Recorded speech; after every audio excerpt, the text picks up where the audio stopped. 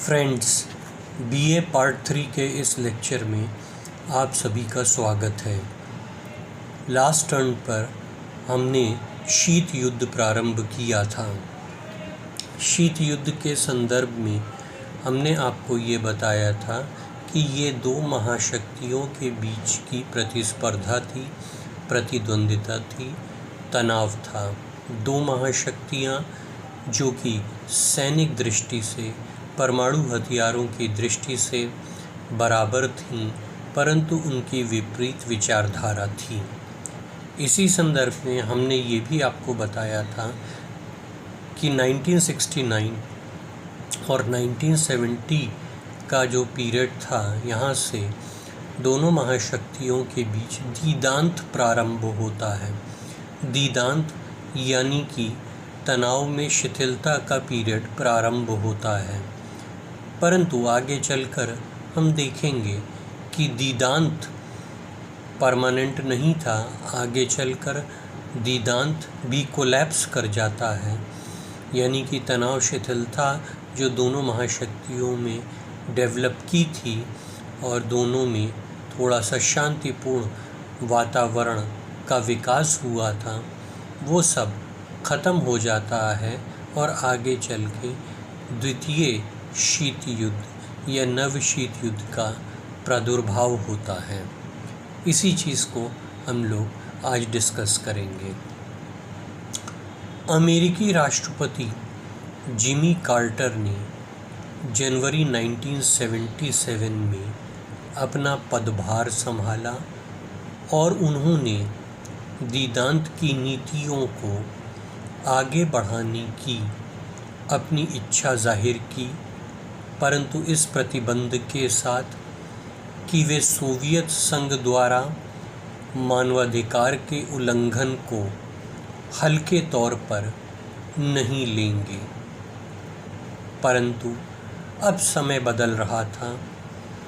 1970 के उत्तरार्ध में सोवियत संघ ने विकासशील देशों में अपनी सक्रियता बढ़ाई, जैसे अंगोला और इथियोपिया में। इसका प्रभाव ये रहा कि महाशक्तियों के मध्य दीदांत कमज़ोर पड़ने लगा। सोवियत संघ की सक्रियता की नीति की पराकाष्ठा तो तब हुई जब दिसंबर 1979 में सोवियत संघ की फ़ौजों ने अफ़गानिस्तान के अंदर घुसपैठ कर दी। इस घटना से ये निश्चित हो गया कि दीदांत अब समाप्त हो चुका है और पुनः एक नए शीत युद्ध का प्रारंभ हो गया है। तो देखिए, 1979 की ये जो घटना थी, इसमें सोवियत संघ ने अफ़गानिस्तान में प्रवेश कर दिया। इस घटना ने एक स्ट्रोक में अमेरिका और सोवियत संघ के मध्य जो दीदांत की प्रक्रिया चली आ रही थी, उसको एक झटके में समाप्त कर दिया और यहीं से द्वितीय विश्व युद्ध या द्वितीय शीत युद्ध या नव शीत युद्ध का प्रारंभ हुआ। दिसंबर 1979 की घटना से फिर से वही वापस तनाव पूर्ण संबंध विकसित हो गए जो पहले थे 1969-1970 के पहले। 10 साल के जितने लाभ थे सौहार्दपूर्ण वातावरण के, वो एक स्ट्रोक में नष्ट हो गए। 1980 में 1980 में अमेरिकी राष्ट्रपति पद का कार्यभार संभाला रोनाल्ड रीगन ने, जिन्होंने सोवियत संघ को सीमित करने के लिए और अधिक सैन्यीकरण की नीति को अपनाया, जो कि नए शीत युद्ध के आगमन पर बदले हुए माहौल में तर्कसंगत प्रतीत हो रही थी। परंतु द्वितीय शीत युद्ध की ये स्थिति हमेशा बनी रहने वाली नहीं थी। जैसा कि हमने आपको बताया है कि अंतर्राष्ट्रीय संबंधों में न तनाव परमानेंट चीज़ है, न शांति परमानेंट चीज़ है। तनाव के बाद शांति आती है, शांति के बाद तनाव आता है और तनाव के बाद फिर से शांति आती है। उसी तरह से जो 1979 और 1980 में ये जो दूसरा शीत युद्ध प्रारंभ हुआ था अमेरिका और सोवियत संघ में, ये भी परमानेंट नहीं रहने वाला था, इसमें भी परिवर्तन होने वाला था।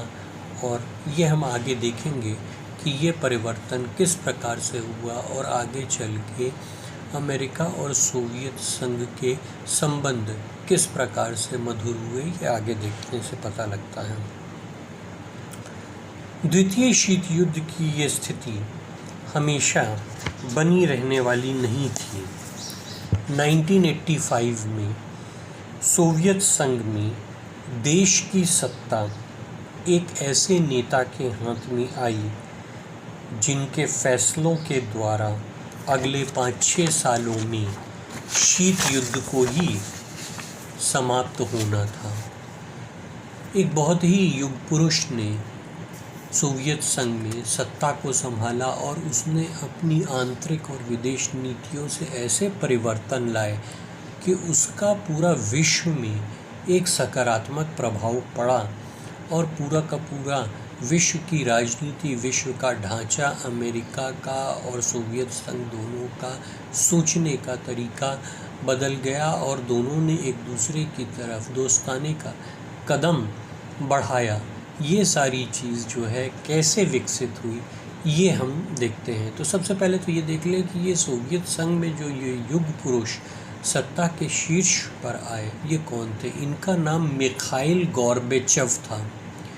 रूसी शब्द है इसलिए थोड़ा सा अटपटा सा लगेगा, परंतु इनका नाम मिखाइल गॉर्बेचेव था, जिन्होंने देश की आंतरिक राजनीति में कम्युनिस्ट विचारधारा की मूलभूत नीतियों से हटते हुए बहुत से सुधार लागू किए। इनकी नीतियों को संक्षेप में ग्लासनोस्ट और पेरेस्ट्रोइका के नाम से जाना जाता है। ये भी दोनों रूसी शब्द हैं।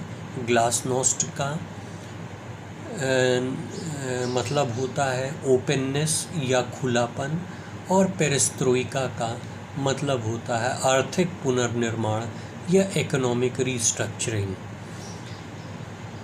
ग्लासनोस्ट का मतलब होता है खुलापन, जिसके तहत उन्होंने नए किस्म के समाजवादी लोकतंत्र की स्थापना की, जिसके अंतर्गत मीडिया की स्वतंत्रता और कम्युनिस्ट विचारधारा के अतिरिक्त अन्य विचारधाराओं की अभिव्यक्ति की स्वतंत्रता दी गई।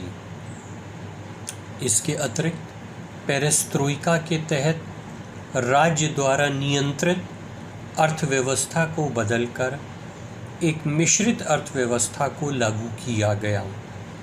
इन सुधारों के तहत किसानों और उद्योगों के प्रबंधकों को नौकरशाही के दखलंदाजी से मुक्त कराया गया और व्यक्तियों को कुछ नया कर दिखाने के लिए प्रोत्साहन दिए गए। तो देखिए, मिखाइल गोर्बाचोव ने अपनी ये जो दो नीतियां थी, ग्लासनोस्ट और पेरेस्ट्रोइका, इनके द्वारा उसने देश की आंतरिक नीतियों को, सोवियत संघ की आंतरिक नीतियों को, जो पिछले 40-45 साल से चली आ रही थी, जो कट्टरपंथी कम्युनिस्ट विचारधारा के आधार पर आधारित थी, वो सारी नीतियों को बदलकर और उसने एक नई सोच और नया ढांचा सोवियत संघ में स्थापित करने की कोशिश की। सोवियत संघ का जो आंतरिक ढांचा था उसको उदार बनाने की कोशिश की और उसमें वो सफल भी हुआ। कम्युनिस्ट, कट्टरपंथी कम्युनिस्ट सोच से हटते हुए उसने नई विचारधारा को उसने लागू करने की कोशिश की।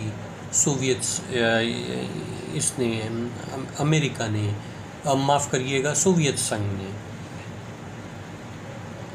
ग्लासनोस्ट और पेरेस्ट्रोइका का एक अंतर्राष्ट्रीय पहलू भी था, क्योंकि जब आंतरिक स्तर पर ये नीतियाँ प्रभावशाली हो गईं और आंतरिक स्तर पर ये नीतियाँ उदार हो गईं, तो इसका जो है प्रतिबिंब हमको अंतर्राष्ट्रीय स्तर पर ही भी देखने को मिला।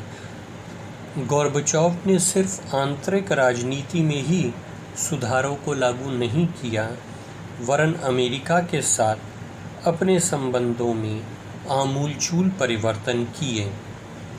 गोर्बाचोव के प्रस्तावों को अमेरिका से सकारात्मक प्रतिक्रिया मिली। शायद दोनों महाशक्तियाँ अब समझ रही थीं कि सुरक्षा की दृष्टि से उनको आपसी संबंधों में सुधार करना चाहिए, क्योंकि दोनों ही देश परमाणु अस्त्रों का विकास करते हुए एक ऐसे कगार पर पहुंच गए थे जहां पर उन्हें यह ज्ञात हो गया था कि परमाणु युद्ध अब जीता नहीं जा सकता है, तो उसको लड़ने से क्या फ़ायदा। देखिए, दोनों ही महाशक्तियों ने हज़ारों की संख्या में अपनी होड़ में, अपनी सैनिक होड़ में, परमाणु अस्त्रों को डेवलप करने की होड़ में हज़ारों की संख्या में परमाणु हथियार को डेवलप कर लिया था, जिनकी क्षमता पृथ्वी को कई हजार गुना बार नष्ट करने की थी। तो दोनों महाशक्तियों ने ये रियलाइज़ किया कि हम जो अपने संसाधन परमाणु हथियारों को इस्तेमाल करने में लगा रहे हैं वो सब सिंपली वेस्ट हैं, क्योंकि ये जो हथियार हैं इनका कोई फ़ायदा नहीं है, इनसे कोई युद्ध जीत नहीं सकता है। पूरा का पूरा जब विश्व ही नष्ट हो जाएगा और कोई नहीं बचेगा तो कौन जीता कौन हारा। ये वो समय था जब अमेरिका की कम्युनिस्ट राज्यों को घेरने वाली नीति, जिसको वो एनसर्कलमेंट बोलता था अमेरिका, जो कि उसने शुरू में द्वितीय विश्व युद्ध के बाद कम्युनिस्ट राज्यों के प्रति एक बहुत ही नकारात्मक रवैया अपनाया था। इस नीति में उसकी अब कोई दिलचस्पी नहीं रह गई थी। उसी तरह सोवियत संघ भी अब पुरानी नीतियों जैसे वर्ग संघर्ष, पूंजीवाद के विनाश और अंततोगत्वा साम्यवाद की विजय, सर्वहारा की तानाशाही, इस सब से उठ चुका था। ये सब जो हार्डकोर कम्युनिस्ट थिंकिंग थी, इससे सोवियत संघ उठ चुका था। इसके अतिरिक्त अन्य महत्वपूर्ण कारण था आर्थिक। दोनों महाशक्तियों को हथियारों की होड़ को बरकरार रखने के लिए अपने ज़्यादा से ज़्यादा संसाधन प्रतिरक्षा के केंद्र में केंद्रित करने पड़ रहे थे, जिसके फलस्वरूप समाज के अन्य क्षेत्र नज़रअंदाज हो रहे थे और अर्थव्यवस्था चरमरा रही थी। सोवियत संघ में तो ये संकट बहुत गंभीर था, परंतु अमेरिका भी इस आर्थिक संकट को महसूस कर रहा था। इस नई सोच में आधुनिक विज्ञान और प्रौद्योगिकी द्वारा जनित बहुत सी अंतर्राष्ट्रीय ताकतों ने भी अपना योगदान दिया। देखिए, ये वो समय था जब इंफॉर्मेशन टेक्नोलॉजी, सूचना प्रौद्योगिकी के कदम बहुत तेज़ी से बढ़ रहे थे। इस क्षेत्र में एक क्रांति आ रही थी और इस क्रांति की वजह से पूरा विश्व आपस में जुड़ रहा था, यानी कि वैश्वीकरण के युग का पदार्पण हो रहा था। सूचना और संचार की क्रांति ने भूमंडलीकरण की प्रक्रिया में गति प्रदान की। पूरा का पूरा विश्व एक आधुनिक ग्राम में परिवर्तित हो गया था। ऐसी स्थिति में देश, संस्कृति, सीमाओं का पारंपरिक अंतर क्षीण हो गया था। इस पूरे बदले हुए माहौल में विपरीत विचारधाराओं के संघर्ष ने अपना महत्व खो दिया। समय की मांग सौहार्द की थी, रूढ़िवादिता में लिपटे हुए टकराव और संघर्ष की नहीं। अब देखिए, इस बदले हुए माहौल में जो कि मिखाइल गोर्बाचोव ने अपनी नीतियों से इंट्रोड्यूस किया था, इस बदले हुए माहौल का क्या रिज़ल्ट था।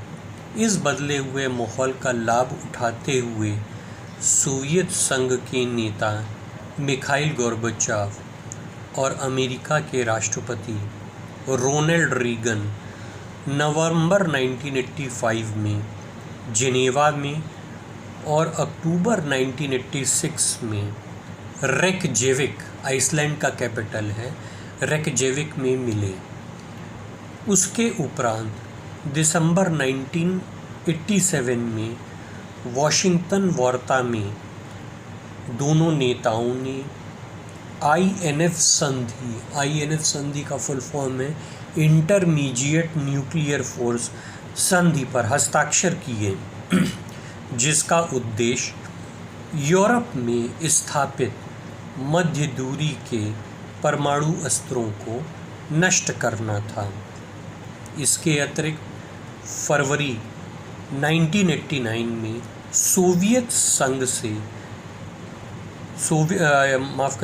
फरवरी 1989 में सोवियत संघ ने अफ़गानिस्तान से अपनी सारी सेना वापस बुला ली। देखिए, याद करिए, जैसा कि मैंने बताया था कि 1979 में सोवियत संघ ने अफ़गानिस्तान में अपनी सेनाओं को भेज दिया था और उस देश पर एक तरह से कब्ज़ा कर लिया था। ये एकमात्र कारण दोनों अमेरिका और सोवियत संघ में नव शीत युद्ध के आरंभ का द्योतक बना था।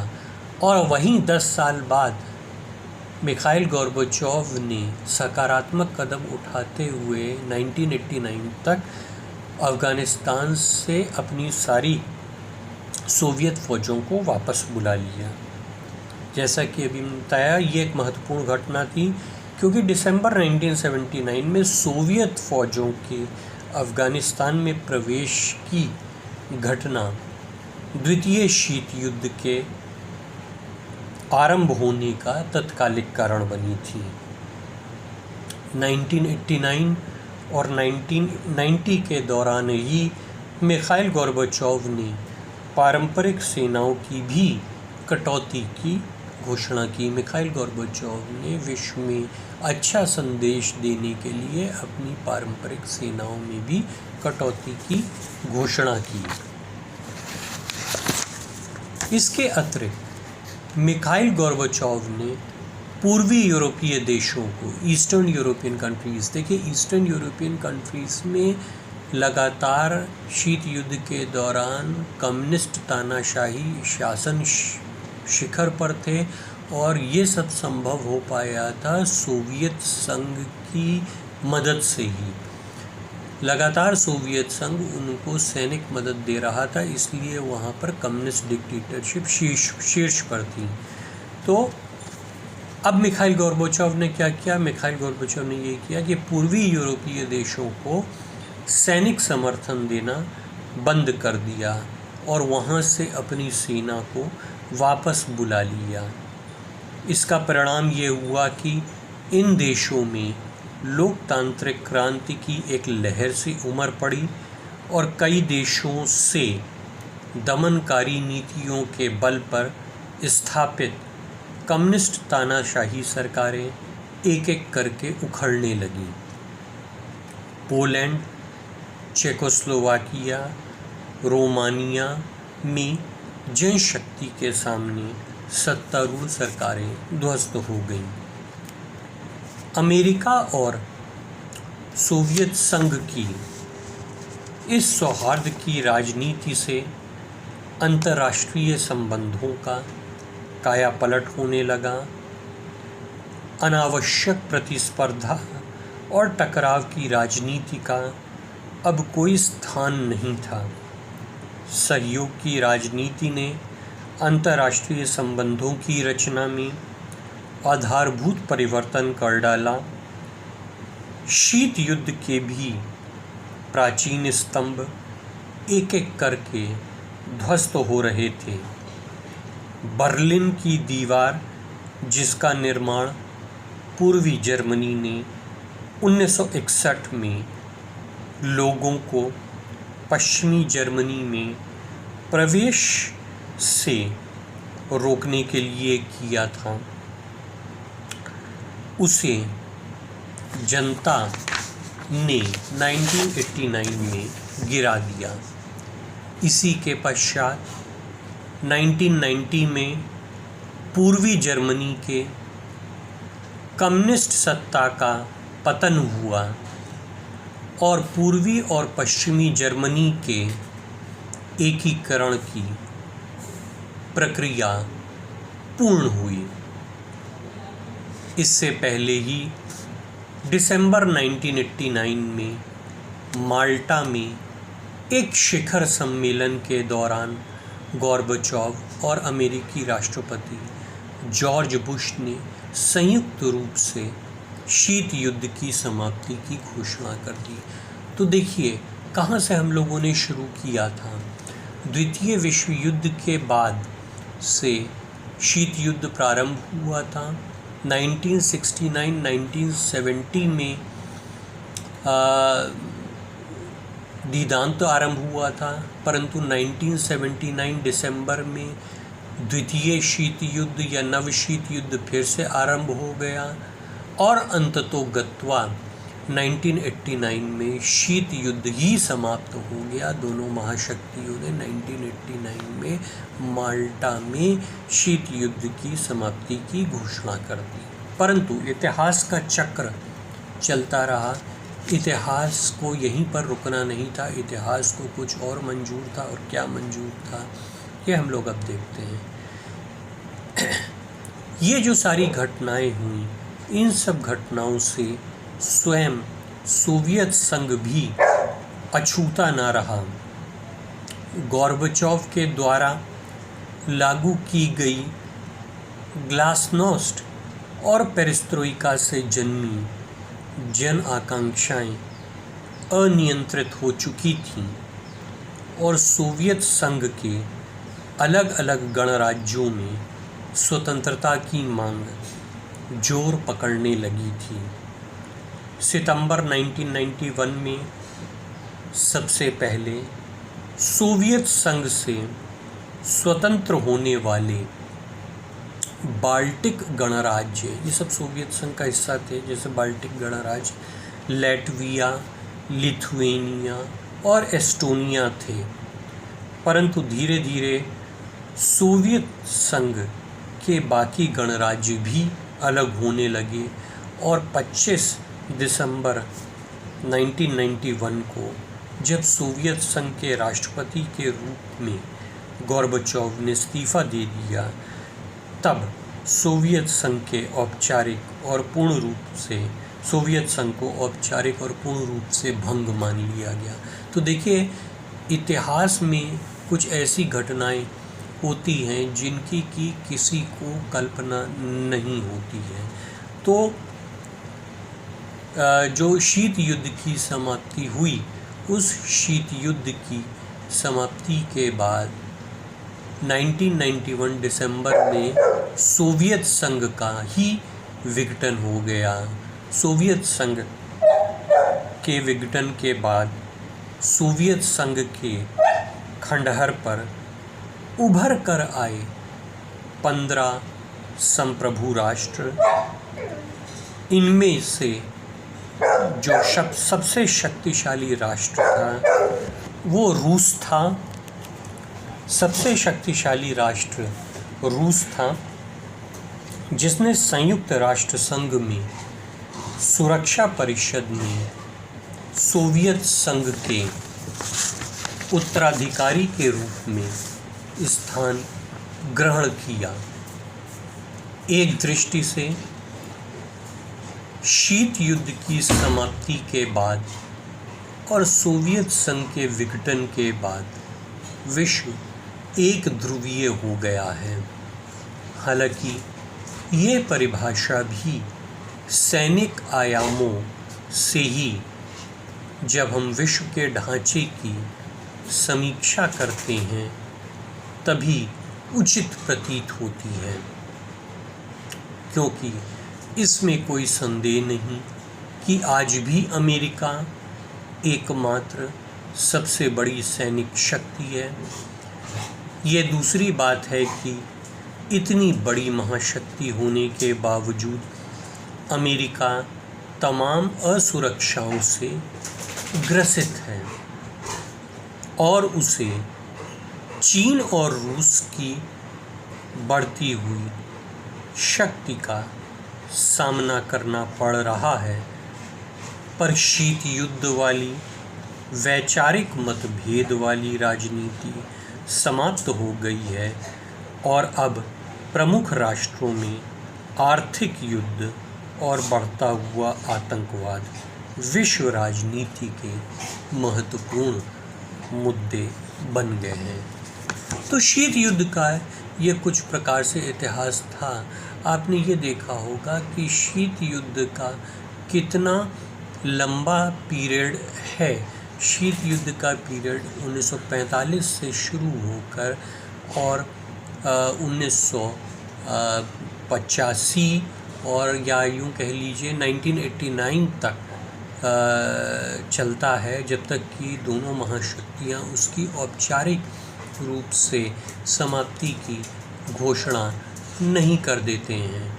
ये जो शीत युद्ध था ये विभिन्न पड़ावों से गुजरता है। बीच में दीदांत की भी प्रक्रिया आती है, नवशीत युद्ध भी होता है और अंततोगत्वा शीत युद्ध की समाप्ति के बाद जो ऐतिहासिक घटनाओं की परिणति होती है वो सोवियत संघ के विघटन से होती है और उसके बाद वैचारिक मतभेद भी दोनों महाशक्तियों में ख़त्म हो जाता है। तो शीत युद्ध का चैप्टर अंतर्राष्ट्रीय संबंधों में एक बहुत महत्वपूर्ण चैप्टर माना जाता है, क्योंकि शीत युद्ध का पीरियड जो है वो एक करीब 45 साल तक चला और बिना इस पीरियड को समझे हुए, बिना महाशक्तियों की राजनीति को इस पीरियड में समझे हुए हम आगे की राजनीति नहीं समझ सकते हैं। तो आज हम लोगों ने शीत युद्ध का चैप्टर पूरा किया। अगले टर्न पर हम लोग एक नया टॉपिक लेंगे। धन्यवाद।